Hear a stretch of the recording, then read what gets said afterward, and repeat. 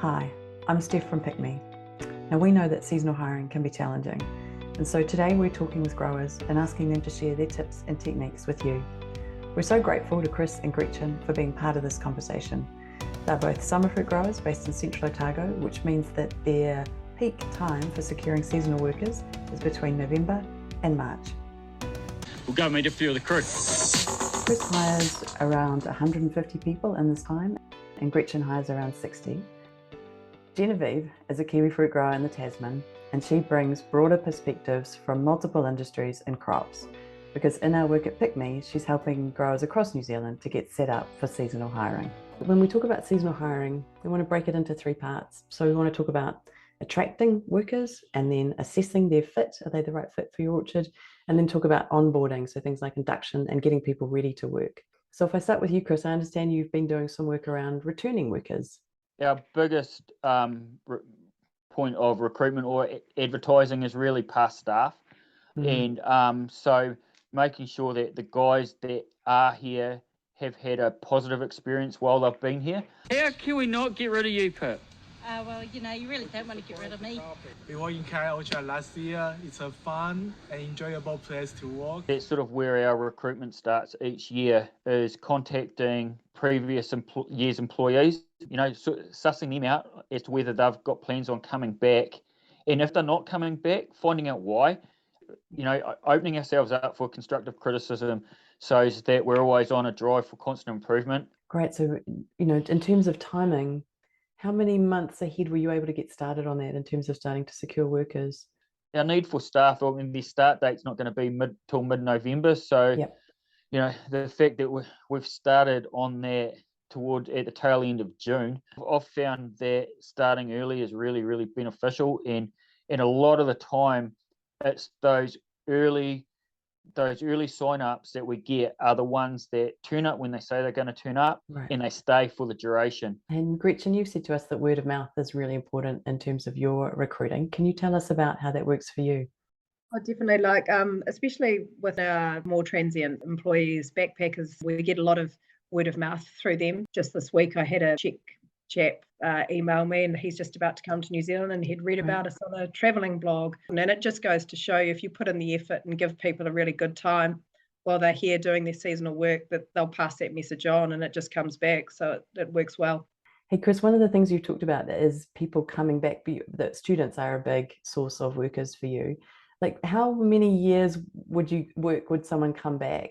The students is really important. And, we sort of cut it at 14. I'll bring in a couple of 14-year-olds each year. Morning team, 7 a.m. on Belgian Road. It's a nice cold day today in Bannockburn, and the weather's a bit overcast, but here at Clyde Orchards, nothing can stop us from picking the cherries.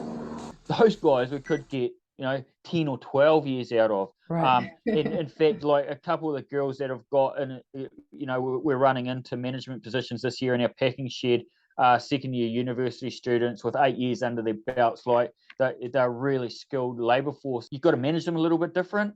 You've got to remember that some of them are only 15, 16, 17. They're relying on mum and dad a little bit more.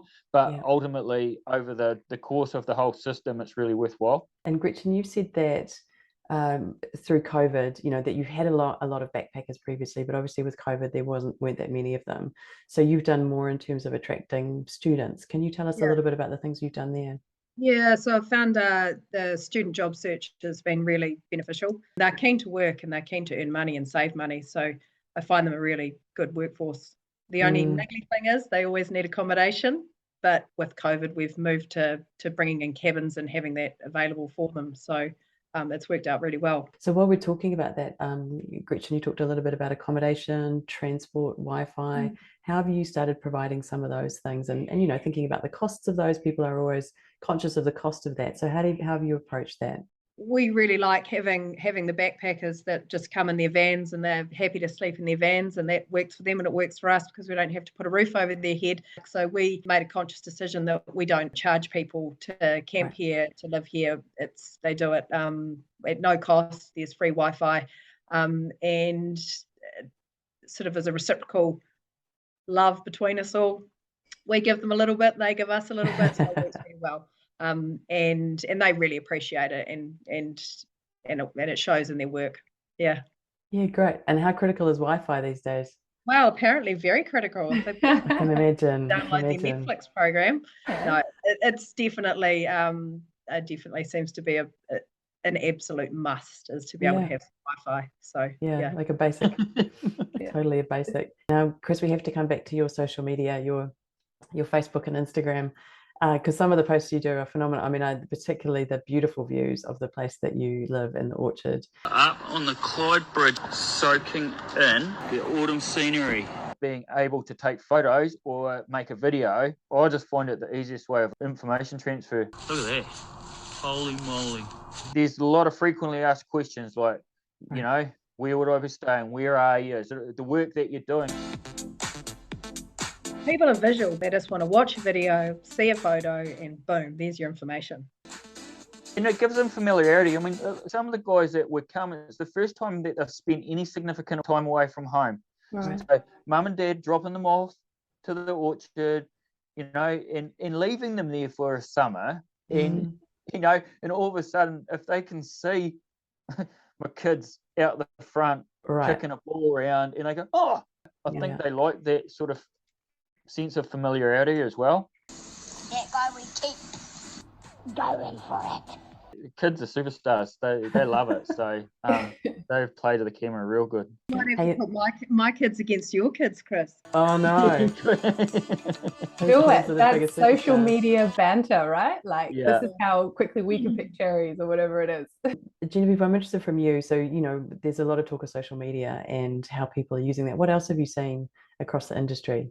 We've got a lot of growers that advertise on PICNZ because they need to do that if they have RSE status, part of an MSD requirement. They also advertise with MSD. We've got some growers that still have a sign outside the front of their orchard that people do drive past and they come in and say whether they're looking for work. We've got some growers that have gone into advertising in magazines and in the newspaper. And we had a couple of growers up north that were putting up signs in coffee shops, just little ads out the front so people actually knew, but then had links to their Facebook or their Instagram so they could find out more, or links directly into the application process so that it was really easy for those people to apply, find out about the job and just get going. Gretchen, I would love to hear a little bit about some of the things you do that help people keep coming back. So some of the things outside of the work hours. Well, so we have a pretty amazing setup where our irrigation dam is, which is right around where everybody stays. So pretty much every evening everybody's swimming. We tend to have a get together on a Friday after we finish work and have a few beers, and we'll always have a bit of a break up before Christmas with a big barbecue and a few pizzas to keep morale running high. Lots of fun because you know, a lot of these young people that are here, they just want to have a good time. So it's always nice to have a few beers and chill out and enjoy each other's company. We're like Gretchen. I mean, we're super spoiled in the in the space that we have around us. So there's, you know, providing the guys with bikes and mountain bikes and things like that, so they're able to explore the great trails. Having fishing rods and fishing gear accessible for the guys to be able to go away and use. There's heaps of opportunity for extracurricular activities, that's for sure. And that's the thing that we hear, you know, a lot from job seekers, but also from growers. They find that people aren't just looking for a job anymore. They're looking for things that are outside of it, and they're looking to connect with the people that they're working with. They're wanting to feel part of something, part of a team, part of a process. And that means more than just coming to work from 7 to 6 every day. And we find that the growers that put in the effort to run events like that is a huge impact on the morale, huge impact on how long people stay, and that makes sure that they keep coming back year after year, which is what both you guys are doing, and something that we strongly recommend that other growers spend some time doing, because it does make a difference. And you get good photos of it too, right? For your Instagram and social media posts, around it goes. Okay, so let's move on now to thinking about how do you assess workers, talking about how applications come into you and how do you check if they're going to be a good fit for the work that you do. The things that fascinates me here is we hear these two sides, right? So job seekers we know that they will apply for lots of different roles, and often they're saying we don't hear back, right? For me, because we are family owned and operated, my husband and I do all that side. So I am the recruiter, the HR, That's me. I'm the one bundle. So for me, basically, when the applications start rolling in, I just spend hours replying to people, and I make a real point of being really prompt in my replies, because if someone's gone to the effort to email me and put in an application to work, then I'm going to pursue that and I'm going to face them down. And generally, in terms of assessing, I don't go ringing every reference that comes to me and trawling through everybody's CV. You can get a really good feel for how pertinent someone is for the job just by replying backwards to emails. You know, if they're asking the right questions, they're seeking that information, then I get a feel that this person's they've got nous. So for me, that's kind of my assessment of how people are, and if they can use good manners and they can string words together, they've got arms and legs, they've got a brain, they can come and work for me, would be my assessment. And what I'd add to that really is, though, you know, you've got base criteria, like they've got to legally be able to work in New Zealand, right? And you need them to commit to a long enough period of the season that it makes it worthwhile your time doing all the training and making sure that they're part of a group. Like those are like, I know those are your basics. But then the bit that you're doing over the top is like, do they even have the right attitude to be able to turn up? Are they actually interested in the role? Do they want to know questions about this? And Kris, you've got a video around what it's like to work on the orchard, and that works really well as being able to have applicants self-filter themselves out and make a decision whether this role is for them or not, or whether they're actually quite keen on doing that and they're not afraid of heights, so they're willing to walk up and down a ladder. So there are lots of little things that make up a whole that help you make decisions as to whether somebody's right for the role or not. And Genevieve, if I can just come back to you in terms of across the broader industry, because I'm thinking about what do the numbers start to look like in terms of how many applicants do people get, and then how many of those get hired, and how many of those, you know, turn up on sort of to actually start work. What do those numbers look like? So they're different depending on the industry and the growers that those people are working for. What's really great is when you've got data, you can actually start to ask those questions and see what those changes are. So, you know, there is a small drop off at the beginning where you've got people that arrive and go, actually, this role isn't for me. But what I think is quite exciting is that if you have a data set, so you can look back from last season and go, well, actually, you know, we needed 150 people, but we actually needed to hire 180 to have the volume that we needed to be able to do that. That's where I think it becomes really useful for a grower to be able to look back and make those decisions. And when they're just using pen and paper, it's really hard for them to be able to do that. So if they can get online and try and digitize those processes, they can actually start asking questions and then informing their strategy around how they recruit. So if we move then to talk about onboarding and getting people ready to work, you know, what does that look like? So Gretchen, if I start with you, you've made the decision to hire someone. What do you do from there? How do you make that work? Well, PICMI has just made it so easy. Yes. Essentially, what I used to do was a whole lot of paperwork, but now it's literally a click of the button. I through PICMI send them an invitation to all the paperwork, which is now online. People can go through that process with PICMI, and they will read through and sign their contracts. They will go through health and safety induction. It will tick off all the legal paperwork that I need, passports, visas, etc. And it will take all their payroll information, and everything that I need for that person to work for me is in one place, and it's there and it's done, and I don't have to do it to chase them around with bits of paper when they arrive at the orchard to start the next day when we're helpful either. So that's been amazing. And so the onboarding process has gone from just being a massive headache to a very simple, very smooth process. And it's been quite life-changing for me, to be quite honest, because that was my job. Yep. Hey, so it's Monday morning. We're about 50 people having their, just go through their final inductions. Those first start days, you know, when you've got bulk numbers turning up, everyone can get a bit frazzled and you can lose sight, and all of a sudden you lose momentum on where you want to be. But having that paperwork and stuff all done means you can get sort of down to business real quick, and it keeps everyone a lot more focused and shows them where you are. So I think, you know, it's not just the time that it takes to do it, it's the momentum that you gain from it as well. Fantastic to hear that.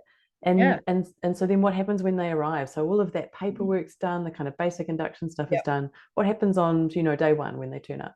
Well, we'll still have a face-to-face chat, an induction that's not going as horrifically bad as when we were going through everything, but we're still going to go through those basic things that you need to do for health and safety, emergency procedures, and most of it's just common sense, making sure that everybody knows who's who in the zoo, making sure that they know who they can go to, who their supervisors are. Like that line of communication and who they're answerable to or who they direct questions to is really key. People like that, making sure they know where they fit in the production cycle. So that might be taking them for a bit of a cruise around the site, showing them what the path is and where things are going so they can see that their role has purpose. And so thinking about that bigger picture that they're in, what are the other systems that you need to get set up when the workers arrive as well, and thinking about like payroll and timesheeting, and what are the other systems around that need to be set up and ready to go? With our payroll, the beauty of having all that information in one place with PICMI is that information we can feed straight into our payroll system with AgriSmart. So that's been a game changer. So again, it's just totally streamlining that whole process. So really the only thing we need to do is just onboard them into the payroll system. We have a biometrics machine which has facial recognition. From then on in, for their timesheets, they just come in, they put their face in front of the machine, that's their timesheet, they do it at the end of the day, and that's them. So the information all just feeds to the same place and it's there. None of this finding paper. It's amazing. Yeah. Dare I say, it's the working smarter, not harder sort of gig, isn't it? And you're making things easier for ourselves, but at the same time, the needs of the staff are increasing as well. And being, if you can bring in that sort of digital format, those systems working for you in the background, it's like another person. It's amazing, really. Yeah, and I think when you're dealing with young people, they want to see technology. They want to see it works. That's what they know and that's what they expect. So they don't want to see a crusty bit of tea-stained paper with their name. They just want to click a button and it's done. So, and now it can be done like that. So it's great. Yeah, I can totally see that tea-stained bit of paper. Yep. It's definitely sitting on my desk. It's coffee for me, because that was the only thing that kind of kept you going. And I think the other thing is, harvest is a really important time, but there are other times during the year where you have similar levels of stress, maybe in a smaller volume where you're trying to hire people throughout the year. So it doesn't ever go away. And I think people forget about that. Being in this industry is stressful. So if we can reduce stress in some way and share among our community around things that have worked and haven't worked, then we can, as an industry, make us a whole lot better. One of the things that we've done is, because we're kiwi fruit growers, we have partnered with an apple grower down the road.